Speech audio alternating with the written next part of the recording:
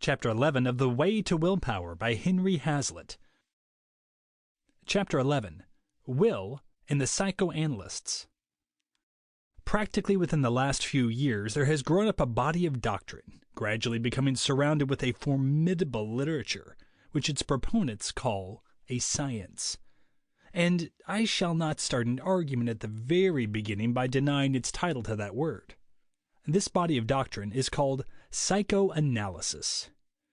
It is not quite clear whether its adherents consider it a branch of psychology or a competitor. But at all events, it has just now become ubiquitous. It is in the air. It is the fad.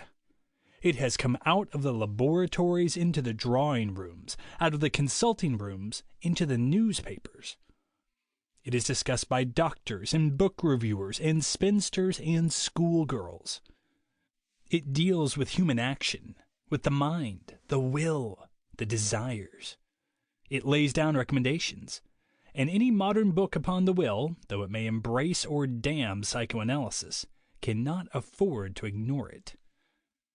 Now, it is very difficult to pass fair judgment upon this body of doctrine. It is so young.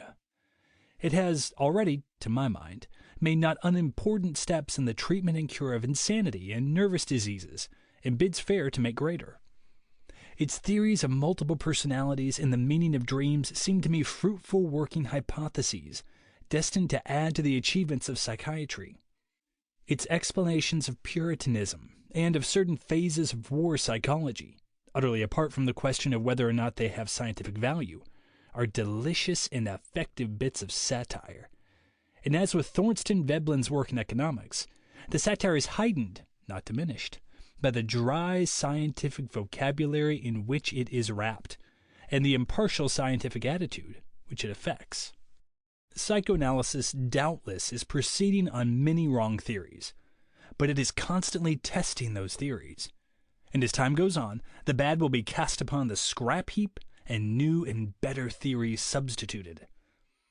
It is tapping and specializing upon a vein which the academic psychology had neglected. It has attracted wide popular interest. It has brought controversy into psychology. And controversy, with experiments to prove or disprove, always means life and growth and progress, and is the enemy of stagnation. It is true that the literature of psychoanalysis is morbid, gruesome, depressing, filled with sexual perversions, with incest, sadism, masochism, onanism, sodomy. But what would you? Medical books on physical diseases are also horrible, but necessary. Spiritual scabs and ravages and pus are more revolting than physical. But like the physical, if we are to combat them, we must study them with the cold, detached impartiality of the physician. We must for the moment put aside our moral platitudes and denunciations and contempt and study the disease and its cure. The physician does not denounce his patient for becoming ill, though the patient may well deserve it. He seeks first to restore health. Admonition can only follow. But when I have said all this in favor of psychoanalysis, I have said almost as much as I conscientiously can. Few of its practitioners are well grounded in psychology, and fewer in biology and medicine. It utilizes orthodox medicine, biology, psychology, anatomy, and physiology when they can be used to prove a special point, and rejects them when they cannot. There is hardly a single analyst who could be called a cautious thinker. Most of them do not appear to know the difference between a substantiated theory and a guess. Presumptive evidence is set down as if it were conclusive evidence. Some of their deductions are highly fanciful. They would be extremely difficult to verify, and there is usually no attempt at verification. Whenever human nature is praised, proof is required. But apparently, whenever it is satirized or insulted, proof is deemed superfluous. The most dubious conjecture, based on the frailest kind of evidence, is set down with the positive air of a fact. Explanations for which the best that can be said is that they are possible or plausible are treated as if they were the final and only ones, though alternative explanations, at least equally and possibly more plausible, and certainly nowhere near as far-fetched, may occur to a person not altogether hypnotized by the Freudian interpretation. It is one of the foremost Freudian theories, if indeed it is not the foremost, that every dream, not some dreams, mind you, but every one, represents the gratification of some desire suppressed or repressed during the waking state. This desire, according to Freud, is practically always a sexual one. At least the predominance of the sexual element appears to be overwhelming. Now, such a theory in its bald state would not impose upon a half-witted person. So the psychoanalysts go on to show that most of our dreams are symbolic. And what ingenious symbolism! The unconscious mind asleep seems to me infinitely more clever than the conscious mind awake. It is also a theory of Freud's that every act, every slip of the tongue, every bit of absent-mindedness or forgetfulness means something. Forgetting a name, an event, or a figure is not merely a failure to remember. It is a positive act. We forget because we have an unconscious desire to forget. The fact or name is associated with something unpleasant, and the mind tends to reject it, or the unconscious to suppress it. I wish I had time for your edification to quote a few typical examples of the interpretations which the psychoanalysts give of different dreams and trivial acts in the light of these theories. Their capacity for reading anything they choose into anything they want is utterly enormous. You would sometimes think from a few of these interpretations that the psychoanalysts were satirizing or burlesquing themselves. Really, it is not so. But the reader who has sufficient psychologic curiosity to be interested in seeing how a theory can be ridden to death and then pulled to its feet and ridden again would find unsurpassed material by delving a little into psychoanalytic literature. A large part of the interest in psychoanalysis is almost wholly prurient. It is to the fact that it deals so largely with sex, I verily believe, that it owes the larger part of its popular vogue. It seems, too, to have a certain tendency to wallow in it and find a morbid fascination in it. Examples of sexual abnormalities are piled up with a relish not unlike that which gossiping people have in retailing scandal, and often apparently with the same object, to tell the tale for the sake of the tale. The examples are usually more than are needed to enforce a given conclusion, though the exact bearing of each upon the conclusion is not always indicated. There can be little doubt that the reading of psychoanalytic literature tends to suggest and arouse sexual trains of thought in the minds of many readers, and I am here speaking of normal readers, and not of what the psychoanalysts would call a sexually hypersensitive or hyperesthetic reader. The same, of course, may be true of a medical book. I am not condemning, I am merely stating a fact.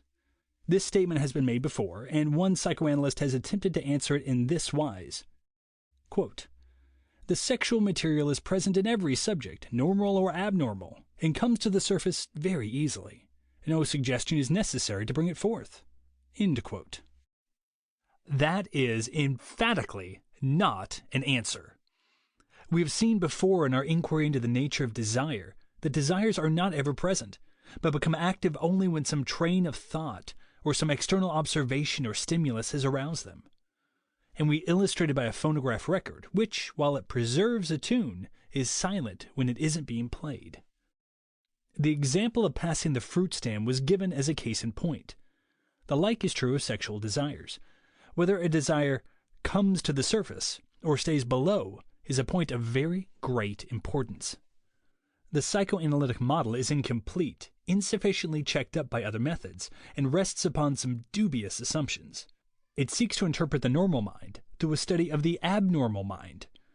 This is a perfectly valid and useful method with improper limits, but it can be overdone and rashly handled.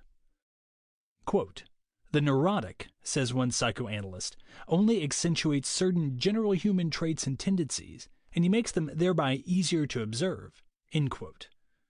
Such a statement needs qualification. Instead of accentuating a trait of a normal man, the neurotic may be neurotic because he so greatly distorts it. Disease symptoms do not accentuate health symptoms. Finally, to all these sins, psychoanalysis adds the unforgivable crime of pedantry. I do not know of a science that habitually wraps its thoughts in such awesome and jaw-cracking phraseology, with such a maze of newly coined words, above all, habitually tacking on the magic word complex after describing any trait whatever in order to make it sound as if something very profound had been pointed out.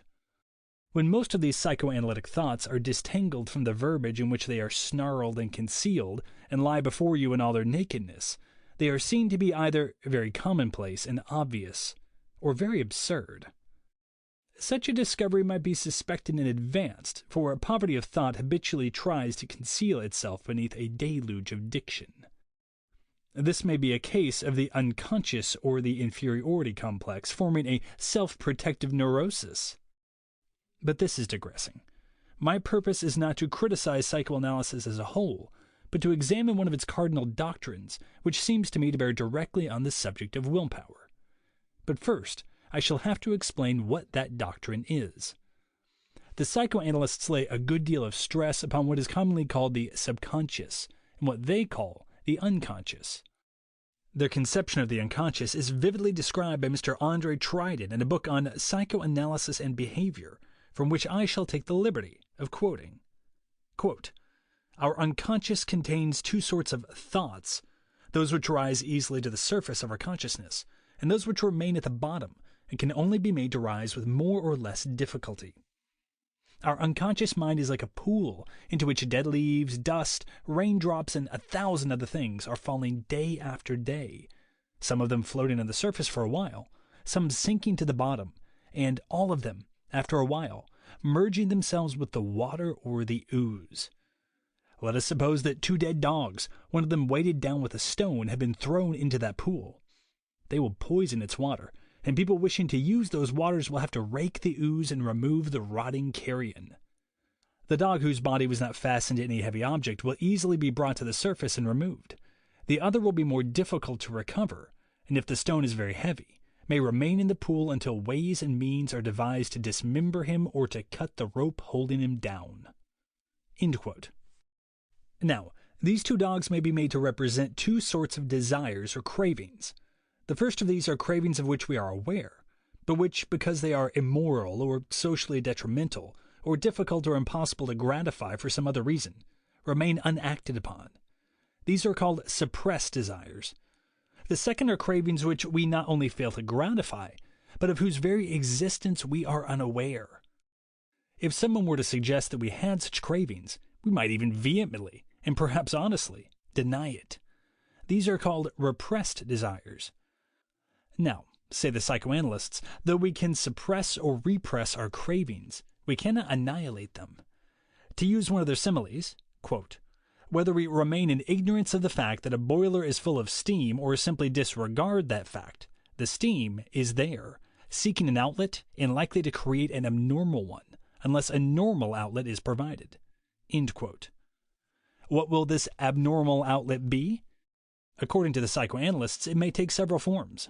Quote, "Between the compelling instinct and the opposing force of sexual denial, for instance, the way is prepared for some disturbance which does not solve the conflict, but seeks to escape it by changing the libidinous cravings into symptoms of disease."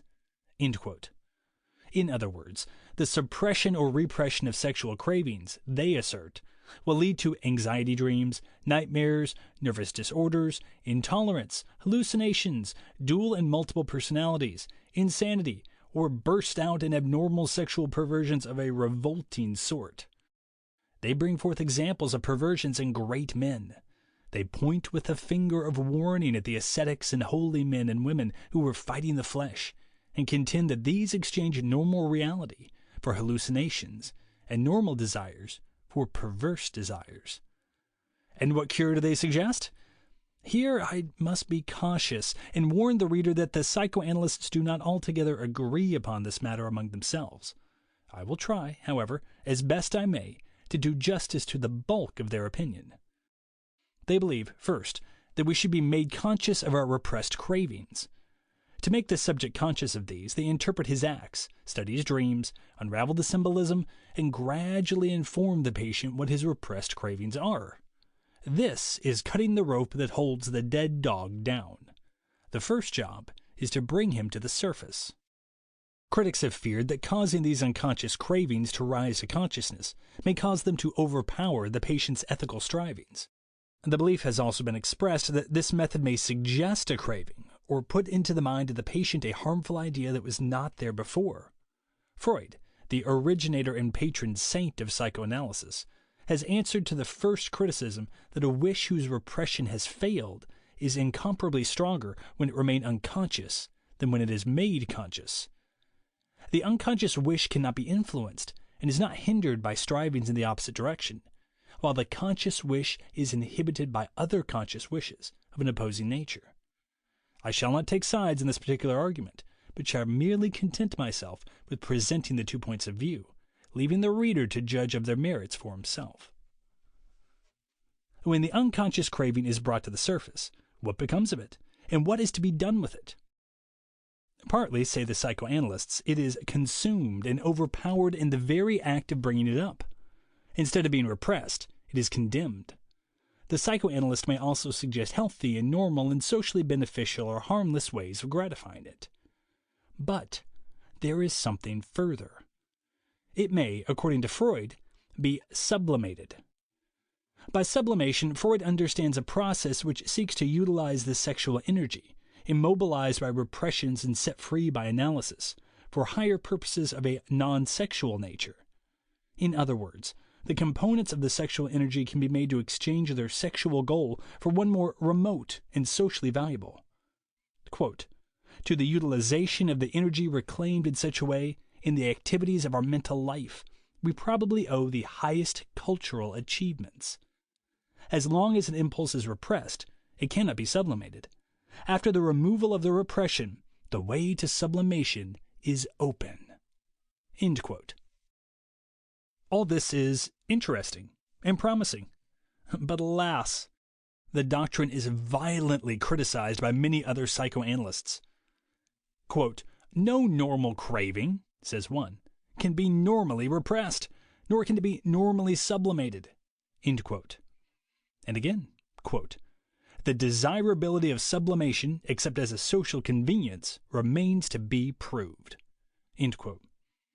In fact, it is doubtful to just what extent Freud himself believed in this theory. In one of his lectures, he said, quote, "If the repression of sexuality is pushed too far, it amounts to a robbery committed against the organism." End quote. He concluded this lecture with a story. A village community kept a horse which was capable of an enormous amount of work. But the wiseacres thought that it was proving too costly by consuming too much fodder. So they began to cut down its ration day by day. It finally got so small that the horse was living on one stalk of hay a day, with apparently no ill effects. The next morning, he was to be taken to work with no food at all. But on that morning, he was found dead in his stall. The sublimation of his craving for food had been complete. The suggestion is plain. Freud is putting the desire for sexual gratification in the same category as the desire for food. I cannot see the justice for that, and I am sorry if, in pointing out his fallacy, I am obliged to utter a few platitudes. Food is absolutely essential to the life of the individual from the day of birth. There is no one to deny it. Sexuality, however essential to the continuation of the race, has no indispensable connection with the individual. No one has ever been known to live without food. How many have lived without sexual gratification, no one can say. But I have no doubt that the number in its totality has been amazingly large. The psychoanalysts point to the monks and ordinary individuals who, attempting to deny the flesh, suffered from hallucinations or finally burst forth in abnormal perversions. Most of the examples they cite may be true. All of them may be true. But that would not prove their case. In order to do so, they would have to prove what the logicians call a universal negative. They would have to show that there has never been a case in which the flesh has been denied without physical injury or mental disturbance. Either that, or they would have to supply overwhelming evidence to show that on a priori grounds, such a thing is impossible. They have not done so. They have not come near doing so. And though it is impossible to prove beyond question of any given individual that he has not indulged in any sexual practice of any kind, yet there is abundant presumptive evidence that thousands of prominent churchmen, scientists, philosophers, and quite ordinary individuals have succeeded in absolute chastity and remained otherwise wholly normal. And before going any further, it would be well to call attention to a point of the highest importance. Altogether apart from the truth of one belief or the other, we must consider the moral effect of that belief. If you believe that you cannot get along without sexual or any other particular gratification, then assuredly you will not be able to. But if you believe that you can get along without it, you may have won half the victory. What you believe in this respect will have an overwhelming influence upon what you do. If you are convinced that repression or suppression will lead to mental torture or abnormal outlets, then this fear will be constantly before you. By thinking that you have to yield, you will yield. But if you are confident that the desire can be successfully fought, your confidence will vastly increase your strength to fight it. Whichever your belief, you will tend to make your belief true. One does not have to be a philosophic pragmatist to appreciate that. I hope I shall be forgiven for a liberal use of italics and repetition on this point. I think they are necessary. There is another question in regard to this matter. What is a normal craving? The psychoanalysts, and perhaps they are not alone in this, apparently put the sexual desire on all fours with the desire for food. But the satisfaction of the desire for food does not result in any reaction. It does not weaken a man. It does not depress. It does not enervate. It does not exhaust. And here we should draw a sharp distinction between two words that, up to now, I have been using almost interchangeably. I refer to the distinction between a desire and a craving. We have a desire for food, but a craving for cigarettes, whiskey, morphine. The first fills a positive need and gives a positive satisfaction. The second is largely negative. It may give a positive satisfaction at the beginning, but in its later stages, especially if one becomes a cigarette or a morphine fiend or a dipsomaniac, it merely relieves a sense of discomfort, agony, or torture from which one who is not an addict is wholly free. Is the sexual craving a normal craving simply because it is inborn, while a craving for tobacco, alcohol, or opium is abnormal because it is acquired? But if this distinction is valid, of what real practical importance is it so far as the individual is concerned? Surely the acquired craving may be fully as intense and overwhelming as the normal craving. People who do not believe this may ponder these examples quoted by Dr. Mussey. Quote, "A few years ago, a tippler was put into an almshouse in this state, Ohio. Within a few days, he had devised various expedients to procure rum, but failed. At length, however, he hit upon one which was successful.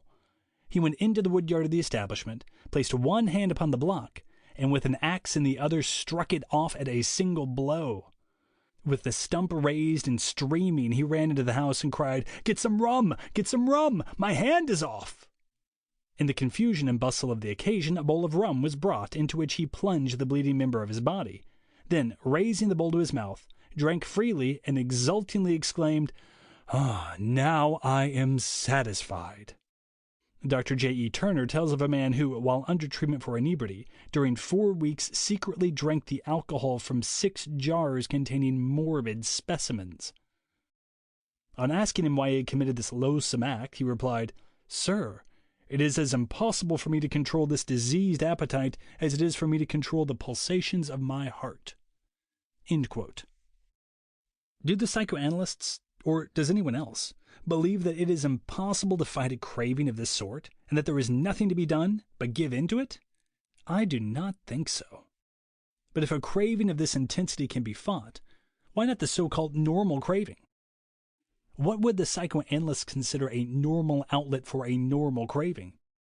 Just how frequent would indulgence in a given normal appetite have to be in order to be a normal outlet?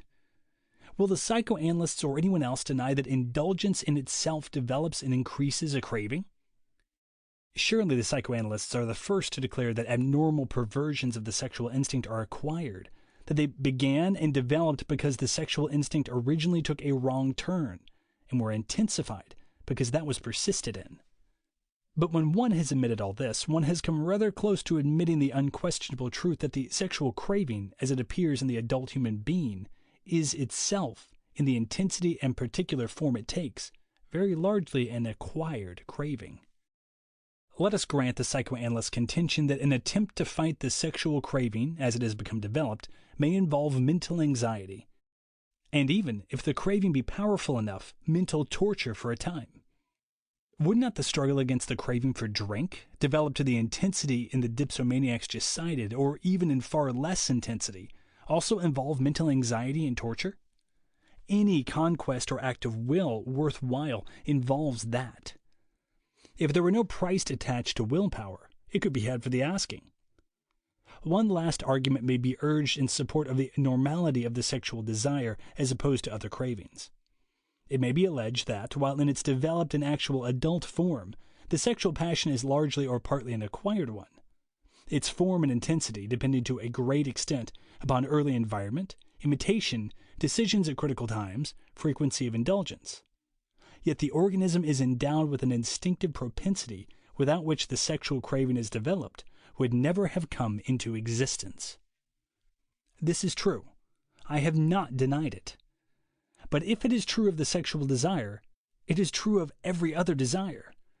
It is true of the developed craving for rum, for opium, for morphine, for overindulgence in cigarettes, or even in candy, or for mere gluttony. The formation of these cravings is possible because the organism has certain instinctive propensities. Men do not usually form passions for ink drinking, or for molten lead, or for eating gravel, because the organism has no instinctive propensity for these things.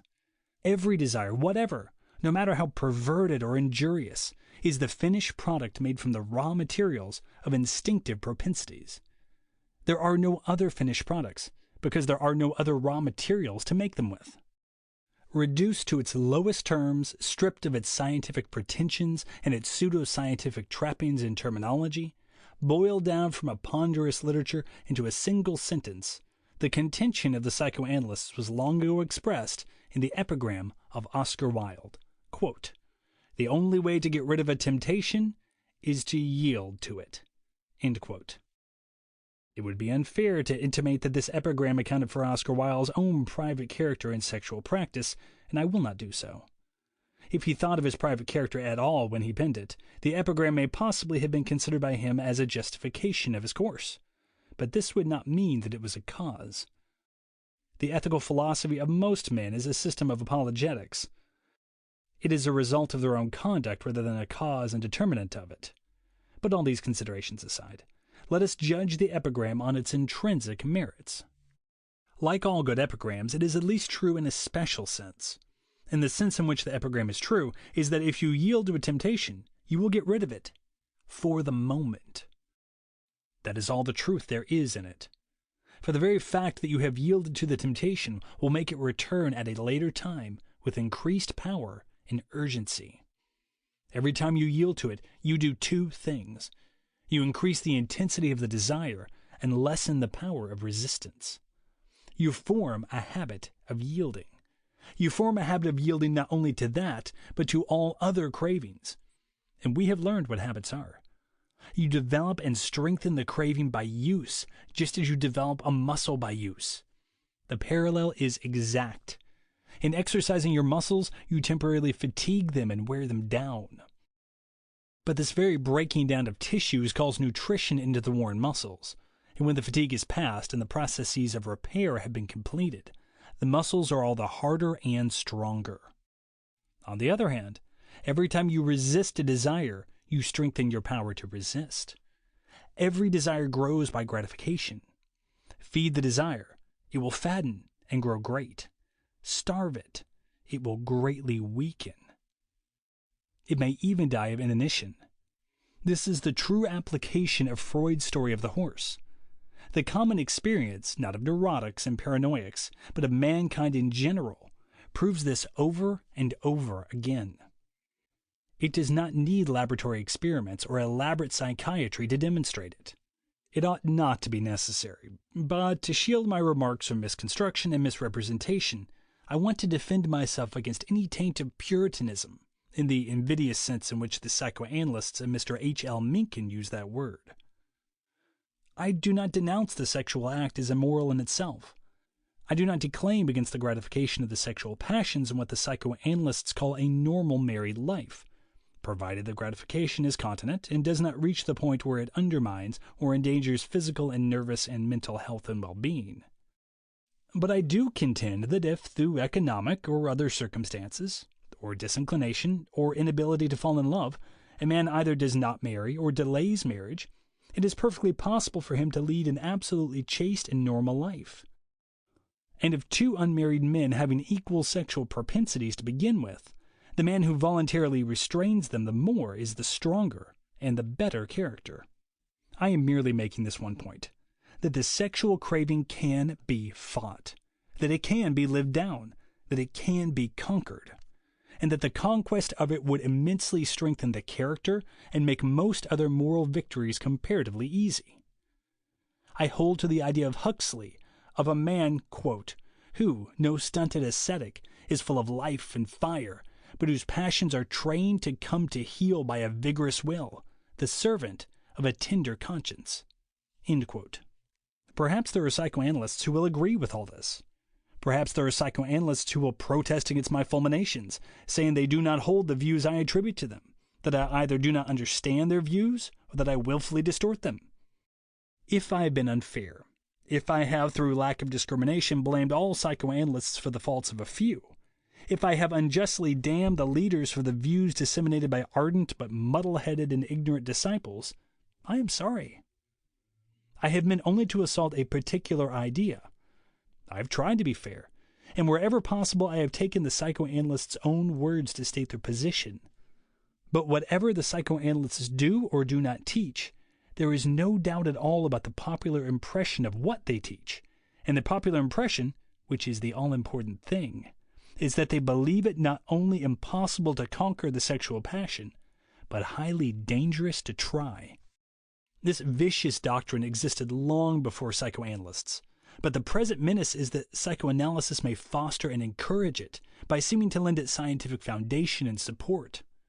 The doctrine must be utterly demolished, and everything that appears to offer it respect-worthy standing must be examined and exposed. This is all I have attempted to do. End of chapter 11.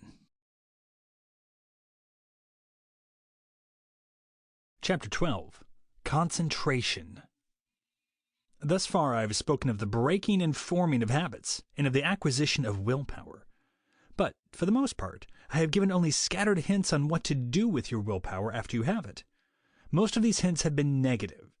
They have talked of the avoidance of certain acts, and where they have been positive, they have been altogether lofty and abstract. We have now to descend from the empyrean of generalities to the forest of details. Your ultimate ends and yearnings I shall, for the moment, take for granted. I assume that you know what you want, that you have definite ideas on where the treasure of happiness is buried, and that you merely seek aid in securing the implements to dig for it. Your aim in life may be wealth, power, fame, or a partnership in the lime and cement business. Assuming its existence, wherever it may be, and the willingness also to pay the price for it, we have now to inquire how the price is to be paid. Your effort of will is not thrown out all at once. You are not asked to pay cash down in full. You are permitted, nay, you are obliged, to pay for your end in installments, in relatively small efforts of will. But these efforts of will must be continuous and sustained. If you miss a payment, the penalty imposed will be exorbitant, and you will have to make a much greater total payment in the end. On the other hand, if your payments are made promptly, you will find the amount called for diminishing all the time. With most ends, one of the requisites will be the acquisition of knowledge, whether one's ultimate purpose be material success or the pure search for truth. The acquisition of this knowledge will require thought and study, and thought and study will require concentration. Now, this concentration will be mainly of two kinds, what I shall call minute-to-minute concentration, and what I shall call night-after-night concentration. Minute-to-minute concentration is the ability to keep your mind upon a certain subject for a given period, say for 10 minutes, 1/2 hour, or 2 hours, without interruption. Night after night concentration is the ability to specialize in a certain subject or in a certain branch of that subject until you have mastered it thoroughly, before advancing to other subjects. Ere I go further, I may have to justify the consideration of this question by asserting that concentration is primarily an act of will. It need not necessarily be so, any more than any other good or noble or success-forwarding act need be an act of will. If you enjoy working, getting up early, remaining home nights, staying sober, you will do so without effort. If you are interested in a book or in a particular subject, you will read it or meditate upon it without effort. But you need willpower in action precisely because you do not enjoy doing these commendable things. And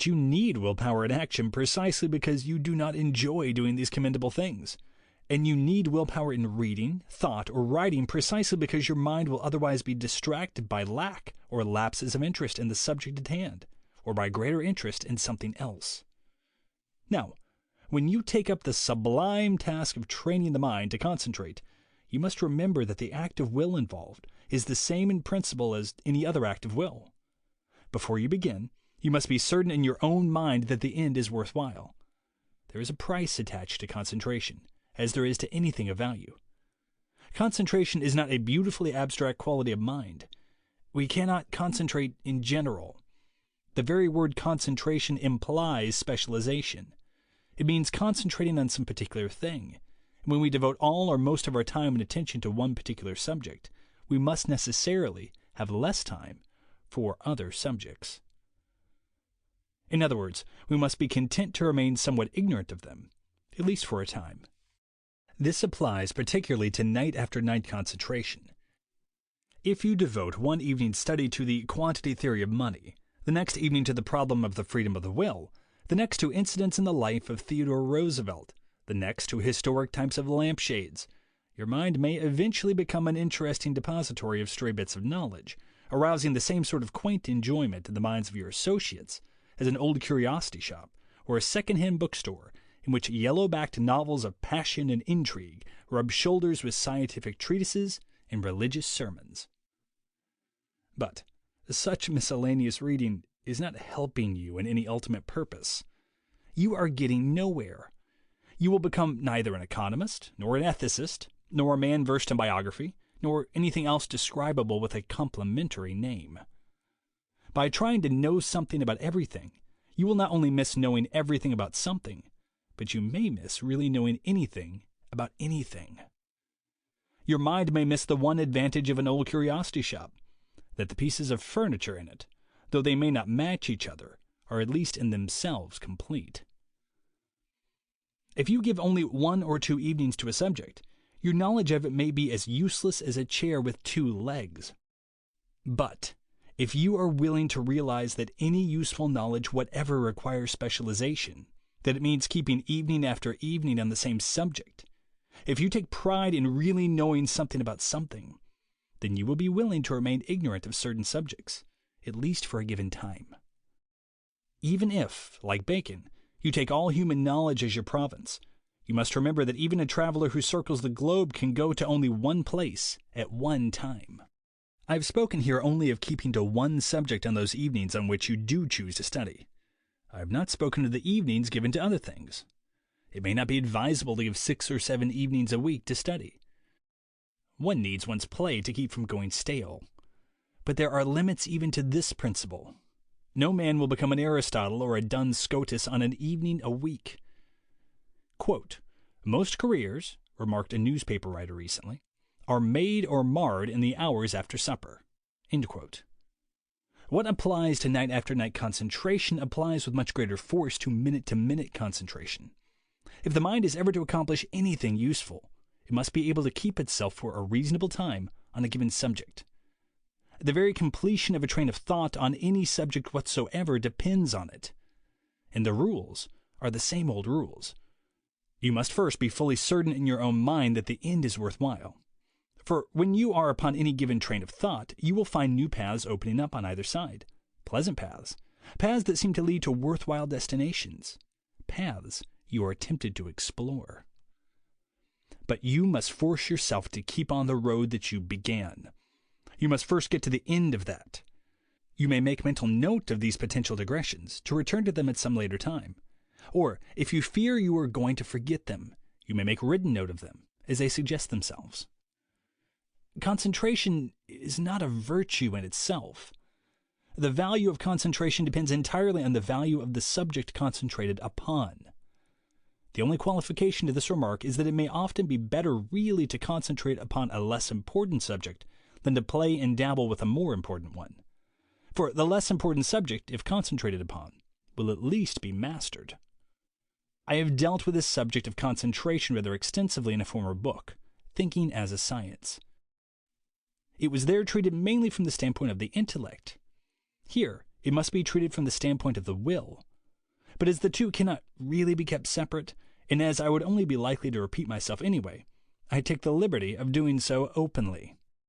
Quote, "Much of our mind wandering is due to the fact that we are not fully convinced of the importance of the problem being attacked, or that we regard other problems or ideas as more important. Concentration consists in devoting one's mind to the solution of one problem. During our train of thought, associations bring up new ideas or suggest problems which do not bear on the question at hand.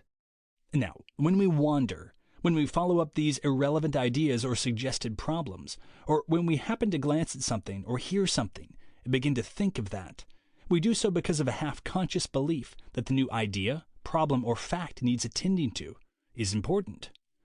I have already pointed out that if this new idea is important, it will be so only by accident.